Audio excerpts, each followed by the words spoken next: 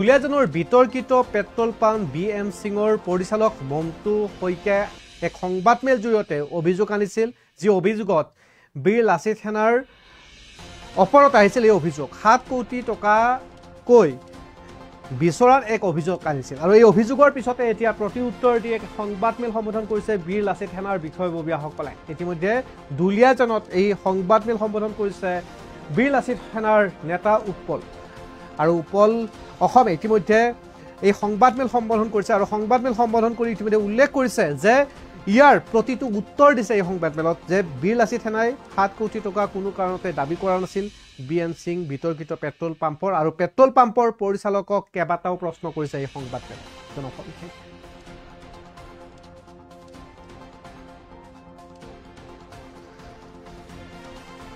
দুলীয়াজানত বিতৰ্কিত BM সিং তেল ডিপুৰ পৰিচালক মন্টু শইকীয়াৰ সংবাদমেলৰ পিছতে এতিয়া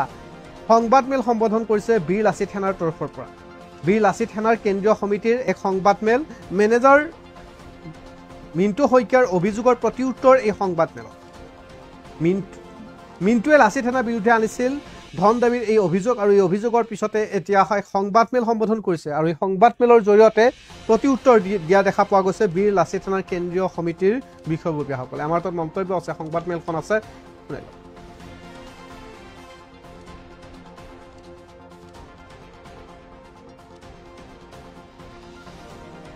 পুনৰ জনাইছো ডিবিজৰ দৰ্শকসকলক ইতিমধ্যে বীৰ লাচিত সেনাৰ কেন্দ্ৰীয় নেতৃত্বৰ এক বিশেষ সংবাদমেল যি সংবাদমেলত উল্লেখ কৰিছে শেহতীয়াকৈ যি বীৰ লাচিত সেনাৰ বিৰুদ্ধে ধন দাবীৰ অভিযোগ আনিছিলে বিতৰ্কিত পেট্ৰল পাম্প BM সিঙৰ পৰিচালক মন্টু শইকীয়াই আৰু এই শইকীয়াৰ অভিযোগৰ এতিয়া প্ৰতিউত্তৰ এই সংবাদমেলৰ জৰিয়তে দিছে সংবাদমেলখনলৈকে লৈ গৈছো সংস্কৃতিৰ বাবে কৃষ্টিৰ বাবে কলাৰ বাবে কিমান ত্যাগ কৰিছে আৰু কিমান যুঁজ দিছে এয়া সৰ্বজন বিদিত প্ৰতিদিনে অসমীয়া মানুহে অসমৰ যোন জেগাত হলেও কিবা বিপদত পৰিলে কিবা সমস্যা হলে সৰ্বপ্ৰথম যদি সেই মানুহৰ ওচৰত কোনোবা থিয় হোৱা সংগঠন আছে সেয়া হ'ল বীৰ লাচিত সেনা অসম আনকি এয়াই নালাগে ৰাজতন্ত্ৰৰ ফালৰ যদি প্ৰশাসনৰ অসম পুলিচৰো কোনোবা অসমীয়া বিষয়া বিপদত পৰিছে তেতিয়া কিন্তু বীৰ লাচিত সেনা অসমে সদায় সন্মুখৰ পৰা প্ৰতিবাদ কৰিছে সন্মুখৰ পৰা ষ্টেণ্ড দিছে আজি অতি দুখৰ বিষয় যে বীৰেন সিং পেটেল ডিপু দুলীয়াজানৰ এই বীৰেন সিং পেটেল ডিপুত যোৱা কেইদিনমানৰ পৰা কিছু ঘটনাৱলী আপোনালোকে প্ৰত্যক্ষ কৰি আহিছে বিভিন্ন দল সংগঠনৰ লগতে আমিও প্ৰতিবাদ কৰিছিলোঁ যোৱা 17 তাৰিখে হৈ যোৱা কিছু ঘটনা পৰিঘটনাৰ ফলত কিছুমান নিচা গোচৰত পৰি অসমৰ এজন খিলঞ্জীয়া যুৱক দুলীয়াজানৰ এজন অসমীয়া যুৱক প্ৰাক্তন সৰু অসম ছাত্ৰ সন্থাৰ নেতা সাধাৰণ সম্পাদক শ্ৰীযুত শংকৰজ্যোতি বৰুৱাক ইতিমধ্যে আটক কৰি জেল হাজতলৈ প্ৰেৰণ কৰা হৈছে এই কথাটো আপোনালোকে সকলোৱে জানে আৰু সকলোৱে এইকেইদিনত এই ঘটনাৱলী দেখি আহিছে ইয়াৰ পৰিপ্ৰেক্ষিতত যোৱা 20 তাৰিখে কিছু প্ৰতিবাদী কাৰ্যসূচী লোৱা হৈছিলে সেই প্ৰতিবাদী কাৰ্যসূচী BM সিং পেট্ৰল ডিপুত আমি বীৰ লাচিত সেনা অসমৰ তীব্ৰ প্ৰতিবাদ কৰি তাক বন্ধ কৰি দিয়া হৈছিলে অইল ইণ্ডিয়াৰ মুখ্য কাৰ্যালয়ৰ সন্মুখত প্ৰতিবাদ কৰা হৈছিলে অইল ইণ্ডিয়াক মেমৰেণ্ডাম দিয়া হৈছিলে যে এই বিতৰ্কিত পেট্ৰল ডিপুটোৰ আচলতে মীমাংসাটো কি হ'ব তেনে কিছু ঘটনাৱলী 20 মেৰ দিনা হৈ গৈছিল ঠিক তাৰ এদিন পিছত অৰ্থাৎ 21 মেত যোৱাকালি এজন নতুন নায়কৰ আবিৰ্ভাৱ হ'ল নায়ক শব্দটো হয়তো কোৱাটো ভুল হ'ব এজন নতুন জাতিৰ খলনায়কৰ আবিৰ্ভাৱ হ'ল আপোনালোককে মাতি নি এখন তেওঁ সংবাদমেল আয়োজন কৰিলে আৰু সেই সংবাদমেলত কোনো কথা নাই বতৰা নাই দুখন কাগজ উলিয়াই পেলাই বীৰ লাচিত সেনা অসমৰ সন্মানক প্ৰশ্ন তুলিলে বীৰ লাচিত সেনাৰ সততাক বীৰ লাচিত সেনাৰ নিষ্ঠাক তেওঁ প্ৰশ্ন তুলিলে যে বীৰ লাচিত সেনাই অসমে হেনো তেওঁ ধন দাবী কৰিছে এতিয়া এই কথাটোৰ মই কোৱা কথা নহয় যোৱাকালি সংবাদমেলত মিন্টু শইকীয়া নামৰ সেই মানুহজনে নিজ মুখেৰে কৈছিলে যে এই কাগজখন আমি যিখন তেওঁ ধন দাবী বুলি মই পুনৰবাৰ আপোনালোকক এই কথাষাৰ দোহৰাই দিছোঁ তেওঁ ধন দাবী বুলি বাৰে প্ৰতি কথাটো জোৰ দিছিলে এখন চিঠি দিয়া হৈছিলে সেই চিঠিখনৰ ভিত্তিত তেওঁ আমাৰ ওপৰত এজেহাৰ দিছে আৰু আপোনালোকৰ সংবাদমেল যোগে সদৌ অসমত বীৰ লাচিত সেনা অসমৰ সন্মানক লাঘৱ কৰিবলৈ চেষ্টা কৰিছে এই চিঠিখনত তেওঁ নিজে উল্লেখ কৰা মতে 10 এপ্ৰিল তাৰিখে আমি বিএন সিং পেট্ৰল ডিপোৰ কাৰ্যালয়ত আমি দিছিলোঁ। কথাটো মিছা নহয়, চিঠিখনৰ ৰিচিভ কপিটো মোৰ হাতত বৰ্তমান আপোনালোকৰ আগত মই মেলিয়ে দিছোঁ। এই ৰিচিভ কপি দুটা মোৰ হাততে আছে। এতিয়া তেওঁলোকে নিজেও পাঠ কৰিছিলে। এই আপোনাৰ 10 এপ্ৰিল তাৰিখে এই বিতৰ্কিত বিএন সিং পেট্ৰল ডিপোটো কিন্তু চলাই আছিলে RK সিং নামৰ এজন ব্যক্তিয়ে। হয়তো কথাটো RK সিং ব্যক্তিজন এই বহুতো ঘটনাৱলীৰ মাজত ক'ৰবাত থাকি গ'ল। সেই মানুহজনক ক'ৰবাত হেৰাই গ'ল। সেই মানুহজনৰ কি কথা, এই গোটেই ঘটনাৱলীৰ লগত তেওঁ কেনেকৈ জড়িত, কিমান প্ৰত্যক্ষভাৱে জড়িত, সেই কথাটো কিন্তু হেৰাই গ'ল। আমি তেওঁক বিচাৰি উলিয়ালোঁ, তেওঁৰ লগত কথা পাতিলোঁ আৰু যোৱাকালি সন্ধিয়াই মোৰ নিজৰ ব্যক্তিগত ফেচবুক প্ৰফাইলৰ পৰা এটা লাইভ দিছিলোঁ। এতিয়া কথা হ'ল 10 এপ্ৰিল 2025 তাৰিখে যিখন চিঠিৰ কথা মিণ্টু শইকীয়াই কালি সংবাদমেলত তেতুফালি চিঞৰিছিলে, সেই চিঠিখনত আমি আৰ্থিক সাহায্য বিচাৰি এখন অনুৰোধ পত্ৰহে দিছোঁ। যিটো অনুৰোধ অসমত থকা প্ৰত্যেকটো অনুষ্ঠান প্ৰতিষ্ঠানে কৰি আহিছে আৰু হয়তো ভৱিষ্যতেও কৰি যাব। কেলে এটা ৰাজহুৱা অনুষ্ঠান পাতিবৰ কাৰণে কাৰো ইমান ধনী মানুহ অসমত হয়তো কোনো নাই। ৰাইজৰ আশীৰ্বাদ, ৰাইজৰ দান, ৰাইজৰ বৰঙণিৰ মাজেৰে এনেকুৱাবিলাক অনুষ্ঠান সদায় প্ৰত্যেকটো মানে সংগঠনেই হওক, প্ৰত্যেকটো সমিতিয়ে হওক অসমত পালন কৰি আছে। সেয়া লাগিলে বিহুৱেই হওক, লাগিলে বেলেগ কিবা অনুষ্ঠানেই হওক। এই মানে পত্ৰখনৰ মতে আমি মেলেং মেটেলিক জাতীয় বীৰ লাচিত বৰফুকন ক্ষেত্ৰ নামৰ যিখন ক্ষেত্ৰ নিৰ্মাণ কৰি আহিছোঁ, সেই ক্ষেত্ৰখনৰ নিৰ্মাণৰ বাবে আমি এটি আৰ্থিক সাহায্য বিচাৰি তেওঁক অনুৰোধ জনাইছিলোঁ। পত্ৰখনত স্পষ্টভাৱে লিখা আছে, উক্ত ক্ষেত্ৰখনি নিৰ্মাণ কাৰ্য সাফল্যমণ্ডিত কৰি তুলিবলৈ আপোনাক এই পত্ৰৰ দৰে আৰ্থিকভাৱে কিছু, আকৌ দোহাৰি দিছোঁ, আৰ্থিকভাৱে কিছু শব্দটো ইয়াত মেনশ্যন আছে, সহায় সহযোগিতা আগবঢ়াবলৈ অনুৰোধ জনালোঁ। আশা কৰিছোঁ আমাৰ অনুৰোধ ৰক্ষা কৰি আমাক কৃতাৰ্থ কৰিব। আৰু যি 7 কোটি টকাৰ কথা কৈ আছিলে, এইখন আছিলে এই নিৰ্মাণ ক্ষেত্ৰখনৰ বাজেট। RK সিং ডাঙৰীয়াই মোক ক'লে যে আপোনালোকৰ বাজেট আছে, যদি বাজেটখন দি দিব, তাৰ ভিতৰতে মই মিলাই মেলি কিবা এটা কৰিম। ঠিক আছে, আমি বাজেটখন দি দিছোঁ। বাজেটখন দিয়াটো আমাৰ স্বচ্ছতা আৰু সততা। অসমৰ ৰাইজৰ ওচৰত আমি দায়বদ্ধ। অসমৰ ৰাইজক আমি আগতেই কৈ দিছোঁ যে আমি এনেকুৱা এখন ক্ষেত্ৰ আমি নিৰ্মাণ কৰিবলৈ গৈ আছোঁ, তাত আমাৰ ইমানবিলাক খৰচা আছে। আমি অসমৰ মাননীয় মুখ্যমন্ত্ৰী ডাঙৰীয়াক একেখন বাজেটকে পঠিয়াইছোঁ। কালি যদি ৰিলায়েন্স কোম্পানীকো দিবলগীয়া হয়, আমি এখন বাজেটকে দাখিল কৰিম। তাৰ ভিতৰত ৰিলায়েন্স কোম্পানীয়ে যি দিয়ে, কালি অল ইণ্ডিয়াত যদি আমি দিবলগীয়া হয়, তেতিয়াহ'লে আমি এইখন বাজেটেই দাখিল কৰিম। এইখন আমাৰ বাজেট, আমাৰ নিৰ্মাণ কাৰ্য কৰিবলৈ ইমানখিনি টকাৰ প্ৰয়োজন। তাৰ ভিতৰত আপোনালোকে কিছু, আকৌ শব্দটো মই দোহাৰি দিছোঁ, কিছু সহযোগিতা আগবঢ়াওক। যদি নবঢ়ায় সেইটো আপোনালোকৰ কথা। মহাবীৰ লাচিত বৰফুকনৰ প্ৰতি যদি আপোনালোকৰ শ্ৰদ্ধা আছে, তেতিয়াহ'লে নিশ্চয় আগবঢ়াব। আৰু এই কথাটো প্ৰমাণিক হিচাপে কালি ফেচবুক লাইভতো পোৱা হ'ল। আৰু এই কথাখিনি প্ৰমাণ দিবৰ কাৰণে সেই সময়ৰ বিএন সিং পেট্ৰল ডিপোৰ স্বত্বাধিকাৰ RK সিং বৰ্তমান আপোনালোকৰ মাজত মজুত আছে। তেওঁ নিজৰ বক্তব্য আগবঢ়াব। এতিয়া কথা হ'ল, মিণ্টু শইকীয়া নামৰ যিজন ব্যক্তিয়ে বিএন সিং পেট্ৰল ডিপোটোৰ মালিক বুলি কৈছে নিজকে, আৰু আমাৰ ওপৰত এজেহাৰ দিছে, তথা সমাজৰ মাজত সেই প্ৰতিবন্ধ কৰিবৰ কাৰণে কালি সংবাদমেলত ধন দাবী এটা গোচৰ আমাৰ ওপৰত জাপি দিছে। এতিয়া মই প্ৰশ্ন কৰিব বিচাৰিছোঁ, বিএন সিং পেট্ৰল ডিপোটোৰ যিখিনি মাটি, সেই মাটিখিনি অইলে লিজত দিছিলে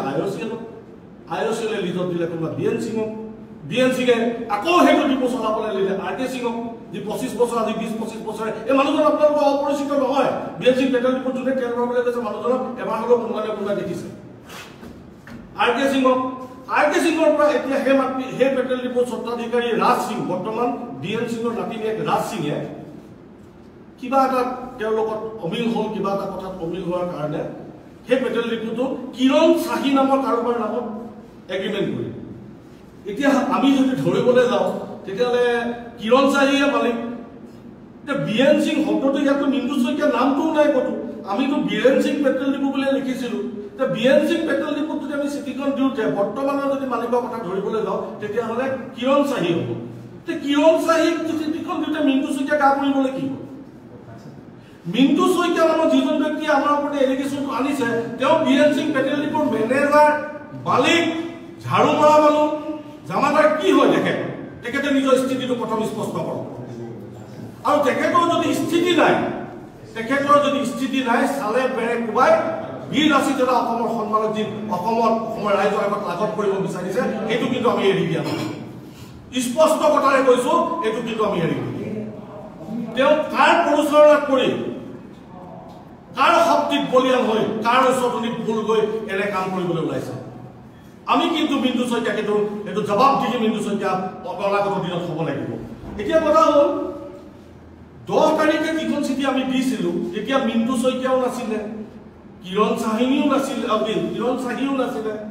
বিতৰ্কিত কিবা আমাৰ দলীয়জনৰ এগৰাকী নতুন গাভৰু বৰ্তমান ভাইৰেল হৈ আছে তনু চাহিও নাছিলে কোনো নাছিলে তেতিয়া সেই ডিপুটো আৰ কে সিঙে চলাই আছিলে আমি আৰ কে সিঙক চিঠিখন দি থৈ আহিছোঁ যে ককাইদেউ লাচিতৰ মূৰ্তি এভাগ বনাইছোঁ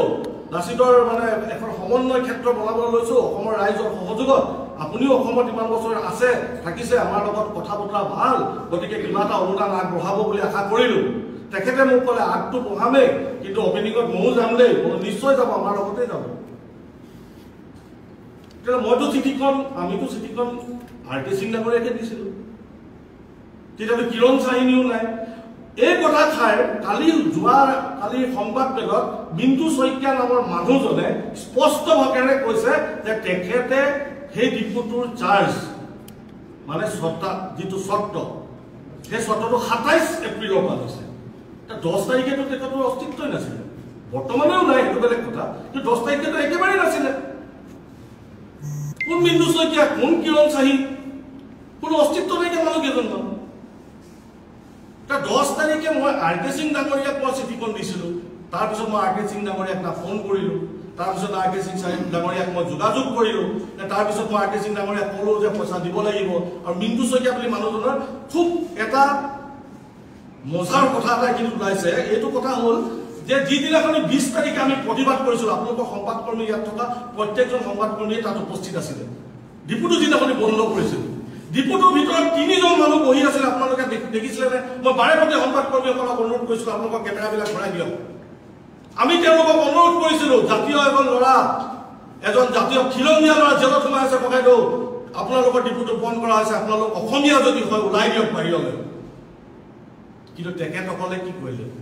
তেখেতসকলে মিচিকিয়া হাঁহি মাৰি বুলি বিদ্ৰোহ কৰিলে তাচিল্য কৰিলে জাতীয় সংগ্ৰাম এখনত জাতীয় ল'ৰা এটাৰ হেৰিয়া সংগ্ৰাম এখনত তাচিল্য কৰিলে সেই তাচিল্য কৰা ব্যক্তিকেইজন বেলেগ একো কৰিব নালাগে কালি আজি 22 তাৰিখ হৈছে যোৱাকালি 21 তাৰিখ 20 তাৰিখৰ যদি ভিডিঅ'বিলাক চোৱা হয় বিশেষকৈ প্ৰাগ নিউজৰ ভিডিঅ' চালে কথাবিলাক একদম জলদল পটপটকৈ ওলাই পৰিব কিন্তু আমি আঙুলিয়াই দিছিলোঁ এইকেইজন মানুহ বদন বুলি আমি 1 ঘণ্টা তেওঁলোকক কৈছোঁ ওলাই আহক ককাইদেউ ওলাই আহক আপুনি যদি অসমীয়া হয় ওলাই আহক আপোনাৰ গাত যদি অসমীয়া তেজ আছে ওলাই আহক কিন্তু তেওঁলোকে ওলাই নাহিলে আচলতে তেওঁলোক আছিলে হয়তো দেই মই হয়তো শব্দটো আকৌ ব্যৱহাৰ কৰিছোঁ আচলতে হয়তো তেওঁলোক নতুনকৈ যিজন মালিক হৈছে কিৰণ চাহি বুলি তেখেতৰ মানে জোতা চেণ্ডেল চফা কৰা কিবা হ'ব নেকি মানে চকীদাৰ টাইপৰ হ'ব পাৰে যদি পোষ্ট হিচাপে আমি কওঁ তেতিয়া চকীদাৰ হ'ব পাৰে মানে কিৰণ চাহিয়ে কৈছে যে এতিয়া প্ৰতিবাদ হ'ব দল সংগঠন আহিব ইয়াক বন্ধ কৰিব আমিতো এইবিলাক চল্ভ কৰিব নোৱাৰোঁ তই ইয়াতে থাক তই মালিক বুলি কবি আমি ঘৰলৈ যাওঁ কিমান ধুনীয়া কথা অলা অসমীয়াই ব্যৱসায় কৰিছে অসমীয়াক তাক চকীদাৰ পাতিছে আৰু সেই অসমীয়াই জাতীয় সংগঠনে যেতিয়া কিবা এটা ভাল কামৰ কাৰণে আৰ্থিক সাহায্য বিচাৰি অনুদান বিচাৰি চিঠি দিওঁ তেতিয়া ধন দাবী গোচৰত মানে এটা অসমত এটা অপ্ৰীতিকৰ কাৰ্য অপ্ৰীতিকৰ মানে পৰিস্থিতি সৃষ্টি কৰিব বিচাৰিছে আৰু এটা জাতীয় সংগঠনক বদনাম কৰিব বিচাৰিছে অনাগত দিনত যদি মিণ্টু শইকীয়াই এই চিঠি দুখনৰ প্ৰমাণ যদি দিব নোৱাৰে ধন দাবী কৰা যদি প্ৰমাণ এই চিঠিকেইখনত দিব নোৱাৰে ইয়াত যদি এক দাবী কৰা ধন দাবী কৰা ডিমাণ্ড কৰা এনেকুৱা কিবা শব্দ যদি এই চিঠিকেইখনৰ ভিতৰত যদি বিচাৰি উলিয়াব নোৱাৰে তেতিয়াহ'লে বীৰ লাচিত দাদা অসমত এতিয়া বৰ্তমান 23খন জিলাত আমাৰ জিলা সমিতি আছে প্ৰত্যেকখন জিলা সমিতিত 6খন বা 7খন বা 8খনকৈ আঞ্চলিক সমিতি আছে কিন্তু কেছত দৌৰি দৌৰি ভাগৰি পৰিব সমগ্ৰ অসমৰ যিমান থানা আছে মিণ্টু শইকীয়া নামত কিন্তু সিমানখন থানাত সিমানটা গোচৰ দিয়া হ'ব এইটো একদম স্পষ্ট কথা বীৰ লাচিত দাদা অসমে আজিলৈকে কোনো কাম কোনো ক্ষেত্ৰত কোনো কথাত ৰাইজক পিঠি দি কাম কৰা নাই ৰাইজক আন্ধাৰত ৰাখি কাম কৰা নাই যি কাম কৰিছোঁ ৰাইজক সন্মুখত ৰাখি কৈছোঁ এইকাৰণে এখন বাজেটখন দাখিল কৰি দিছোঁ বাজেটখন দাখিল নকৰিলেতো কথাটো গমেই নাপাব কিমান টকা খৰচা হ'ব বাজেটখন সেইকাৰণে দাখিল কৰিবলৈ কয় আচলতে আপোনালোকৰ মানে কিমান টকা বাজেট বা কিমান টকা খৰচা আছে নহ'বা দেখোন 1 কোটি কোনোবাই কিমান টকা উঠাই দিব কোনোবাই কিবা মাৰি দিব কোনোবাই কিবা মাৰি দিব কিন্তু অসমৰ ৰাইজৰ আগত আমি ডাইৰেক্টলি কৈ দিছোঁ চৰকাৰ মুখ্যমন্ত্ৰী ডাঙৰীয়া আমাৰ এতিয়া মাননীয় মুখ্যমন্ত্ৰী ডাঙৰীয়ালৈ একেখন বাজেটকে পঠিয়াম তেতিয়া চিঠিখন তেওঁকো দিব লাগিব তেওঁ অসমীয়া আমাৰ চৰকাৰ মুখ্যমন্ত্ৰী ডাঙৰীয়া অসমীয়া মানুহ নহয় জানো তেতিয়া মুখ্যমন্ত্ৰী ডাঙৰীয়া এই সমন্বয় ক্ষেত্ৰখনত 10 টকা এটা দিয়াটো তেওঁ কৰ্তব্য নহয় জানো আপোনালোক অসমীয়া নহয় জানো ইয়াত ৰৈ থকা প্ৰত্যেকজন মানুহে অসমীয়া খিলঞ্জীয়া বাসিন্দা নহয় জানো মহাবীৰ লাচিত বৰফুকন কি অকল বীৰ লাচিত সেনাৰ নেকি মহাবীৰ লাচিত বৰফুকনটো অসমৰ আদৰ্শ আমি গৌৰৱ কৰোঁ মহাবীৰ লাচিত বৰফুকনৰ কথা কৈ এই মহাবীৰ লাচিত বৰফুকনৰ প্ৰতিমূৰ্তি স্থাপন কৰাটো কি মহাপাপ নেকি এই মহাবীৰ লাচিত বৰফুকনৰ সমন্বয় ক্ষেত্ৰখন সাজিবলৈ যাওঁতে কাৰোবাৰ পৰা যদি 10 টকা এটা আমি খুজিবলৈ যাওঁ বা কিবা আমি ভোজ ভাত খাবলৈ খোজা নাই গধূলি বোলে খাচী মাংস কাটি ভাত খাম সেইকাৰণে আমি পইচা উঠাবলৈ আহিছোঁ তেনেকুৱাতো কোনো নজিৰ নাই স্পষ্ট ভাষাৰে চিঠি দিছোঁ স্পষ্ট ভাষাৰে কৈছোঁ স্পষ্ট ভাষাৰে আমি গোটেই বাজেট দাখিল কৰি দিছোঁ তাৰপিছত আকৌ কিহৰ ধন দাবী যিটো ভুৱা গোচৰত আমাক আজি এই মানে এই পৰিস্থিতিত আনি মানে সংবাদমেল দিবলৈ আমাক বাধ্য কৰাইছে এই মিণ্টু শইকীয়াক কিন্তু আমি পুনৰবাৰ কৈছোঁ ডাঙৰীয়া যদি এই চিঠিকেইখন আপুনি ধন দাবী বুলি প্ৰমাণ কৰিব নোৱাৰে তেতিয়া কিন্তু আপোনাৰ নিষ্ঠাৰ নহ'ব আইনী প্ৰক্ৰিয়াৰে আপোনাক ইমানেই পকাম যে আইনী প্ৰক্ৰিয়া দৌৰি আপুনি কিন্তু ভাগৰি যাব খিলঞ্জীয়া মানুহ বুলি সেইদিনাখনি সেই পেট্ৰল ডিপোত অসমীয়া মানুহ বুলি পেট্ৰল ডিপোত প্ৰতিবাদী কৰি থকাও আমি কিন্তু তেওঁলোকক অপমান সূচক একো বাক্য কোৱা নাছিল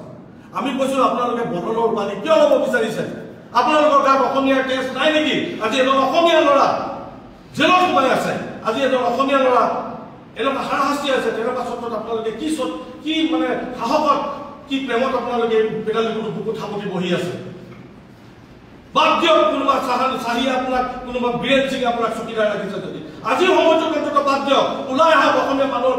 লগত কিয় হওক ভুৱা যি গোচৰত শংকৰজ্যোতি বৰুৱা জেলত সোমাই আছে তেওঁৰ কাৰণে প্ৰতিবাদ কৰক কিন্তু সেই মানুহকেইজনে এই ভিডিঅ'কেইটা চালে হ'ব 20 তাৰিখৰ ভিডিঅ'কেইটা প্ৰতিবাদৰ ভিডিঅ'কেইটা চালে হ'ব জলজত পটপটকে 3জন মানুহ ওলাই আছে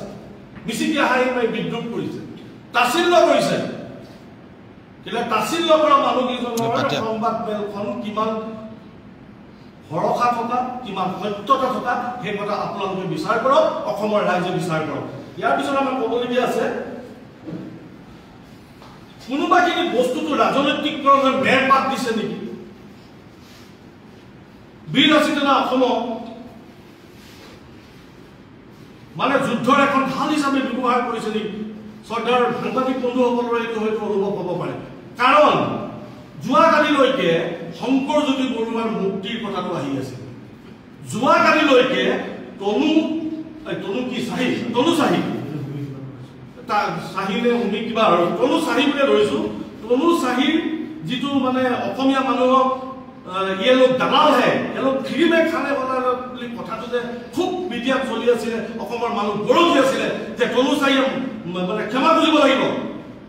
ডিব্ৰুগড় আৰক্ষী প্ৰশাসনে তনু চাহিক গ্ৰেপ্তাৰ কৰিব লাগিব এই কথাটো যিটো চলি আছিলে যোৱাকালিলৈকে খুব বুদ্ধি কৰি বীৰ লাচিত সেনা অসমৰ এখন মানে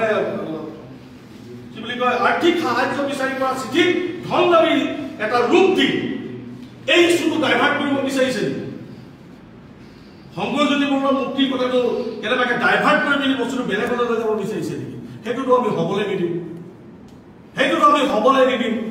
অসমীয়া খিলঞ্জীয়া ল'ৰাৰ কাৰণে যি যুঁজ আমি আৰম্ভ কৰিছোঁ সেই যুঁজ অব্যাহত থাকিব শংকৰজ্যোতি বৰুৱাৰ লগত আমাৰ কোনো স্বাৰ্থ নাই কি আমাৰ সংগঠনৰো নহয় কিন্তু আমি প্ৰথম চিনাকিটো কি এজন অসমীয়া ল'ৰা কি আমাৰ মাজতে বৰুৱা হাজৰিকা শইকীয়া দত্ত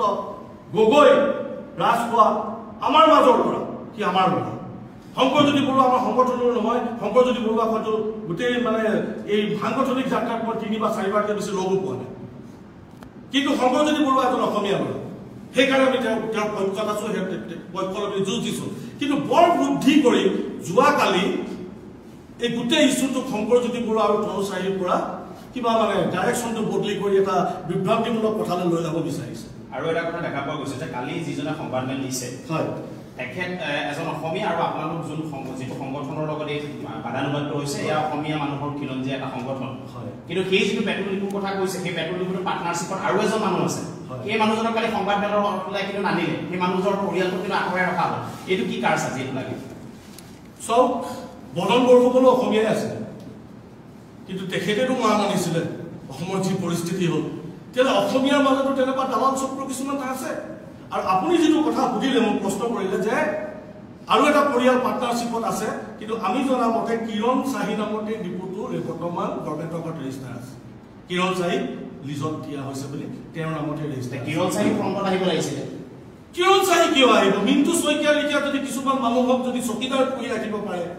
প্ৰতিবাদস্থলীত যদি প্ৰতিবাদত যদি ডিপু বন্ধ হোৱাৰ পঢ়াত কিৰণ চাহী সমস্ত পৰিয়াল পলায়ন কৰি তাত মিণ্টু শইকীয়াক যদি চকীদাৰ ৰাখিব পাৰে, তেতিয়া কিৰণ চাহী কি হ'ব? চকীদাৰ আছে, চকীদাৰ যাব, চকীদাৰ যাৰ কৈছে চকীদাৰ আহিছে, সংবাদমেল দিছে, আকৌ চকীদাৰ আহ ডিপু ৰখি থাকিব, আকৌ চকীদাৰ ডিপু ৰখি থাকিব। কথাটো ইমানে। কিন্তু এটা কথা, আমি স্বাভিমানী অসমীয়া, আমি স্বাভিমানী অসমীয়া, আমাৰ বুকুত আমাৰ তেজত অসমীয়া আছে। আমি তেনেকুৱা চকীদাৰী কৰা মানুহৰ পৰিচালনাত নাই, বৈভৱ নাই। মই সেইকাৰণে পুনৰবাৰ কৈছো, বদন বৰফুকনো অসমীয়াই আছে দেই। আৰু সেই বদন বৰফুকনৰ কাৰণে মাল আহিছিল।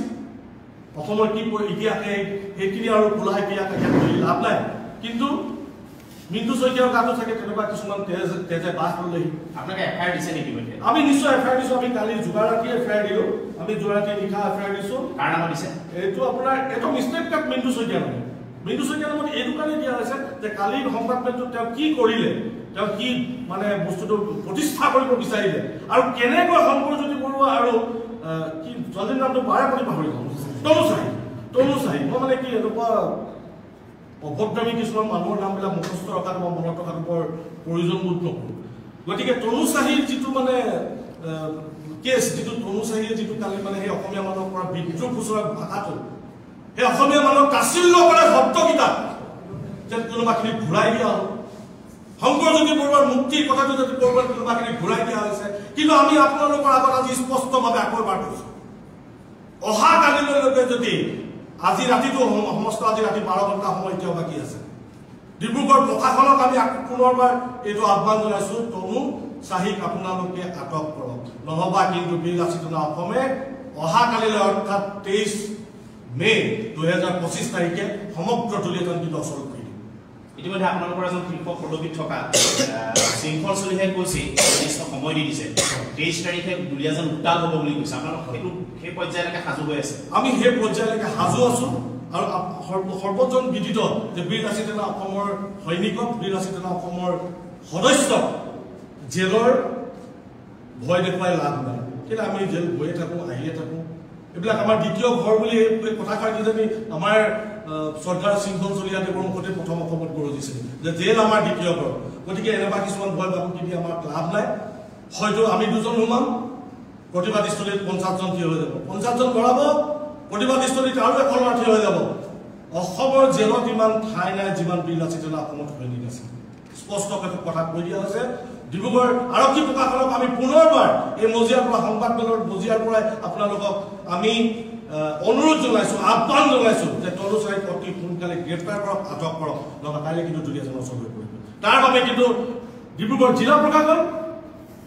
ডিব্ৰুগড় আৰক্ষী প্ৰশাসন কিন্তু দায়ী হ'ব। ইয়াত কিন্তু আমাৰ দায় নাই। আমি বাৰে প্ৰতি কৈ থকা স্বত্বেও 10খনকে এজেহাৰ কৰাৰ পিছতো যদি তনু চাহীয়ে কোৱাৰ মতে কালি যোৱাকালি যিটো ভিডিঅ'ত মাফিৰ আমাৰ কিবা ৰুম এটা ভিতৰত সোমাই লৈ তেওঁ ক্ষমা প্ৰাৰ্থনা কৰিছে, ক্ষমা প্ৰাৰ্থনা কৰা ভিডিঅ'টোত তেওঁ কৈছে শংকৰ দাটো মই কেছ দিয়াই নাই। শংকৰ দাৰ ওপৰত যদি তুমি কেছ দিয়াই নাই, শংকৰ দা এটেম্প টু মাৰ্ডাৰ কেছত জেলত কেনেকৈ সোমাই আছে? আহিলে ডিলিট কৰি দিলে সেই ভিডিঅ'টো। অকণমান দেৰি পিছতে ডিলিট হৈ যাব দেখিলোঁ, কিন্তু ক'ৰবাত নহয় ক'ৰবাত ভিডিঅ'টো আছে। Sankarjyoti Baruah attempt to murder কেছত জেলত কেনেকৈ সোমাই যদি আপুনি কেছ দিয়াই নাই? কাৰ কেছ? কোন ৰাজনৈতিক নেতা? আৰু এটা কথা কওঁ, আমি এটা গোন্ধ পাইছোঁ। কিন্তু বীৰ লাচিত অসমৰ ল'ৰাবিলাকৰ নাকবিলাক বৰ চোকা বুলি কয়, পটককৈ গোন্ধ পাওঁ। আমি এটা গোন্ধ পাইছোঁ। এই সম্পূৰ্ণ পেট্ৰল ডিপুটোৰ 31ত যিখন চুক্তি আছিলে BNCৰ লগত, 31ত হয়তো শেষ হ'ব। ইয়াত কোনোবা এজন ৰাজনৈতিক নেতা জড়িত হৈ পেট্ৰল ডিপুটো হস্তগত কৰিব বিচাৰিছে, তেওঁ সন্মুখলৈ ওলাই আহক। আমি মানা নকৰোঁ নহয়। তেওঁ যদি পেট্ৰল ডিপুটো চলাব বিচাৰিছে কৈ দিলে হ'ল, মই পেট্ৰল ডিপুটো চলাব বিচাৰিছোঁ, চলাওক। কোনে অসমত চবেই কৰি খাই আছে। কিন্তু মিণ্টু শইকীয়া, কোনোবা কিৰণ চাহী, কোনোবা তনু চাহী, এইবিলাকক আগবঢ়াই পেলাই বলি কথা বনাই নিজে আৰৱ লগাই থাকি কি লাভ? কোন বিধায়ক, কোন মন্ত্ৰী, কি কথা লাইভ মানে সংবাদ মেলখন চালে তেওঁ নিজে বুজি পাব তেওঁ ওলাই আহক 10 নম্বৰ পেট্ৰল ডিপুটো লৈ লওক আমাৰ ক'বলগীয়া একো নাই ধুনীয়াকৈ চলক তেলটো মিক্স নকৰিলে হৈ গ'ল শুদ্ধ তেল দিয়ক তেলটো আকৌ কিবা মানে পানী মিক্স কৰি নিদিলে হ'ল ওলাই যাওক ভালকৈ চলক আমাৰ ক'বলগীয়া একো নাই আমিও তেল ভৰাম তাতকৈ মোক এইখন এখন সেইটো ডিপুতে তেল ভৰাই আছে গতিকে কথা এইখিনিয়ে এটা কথা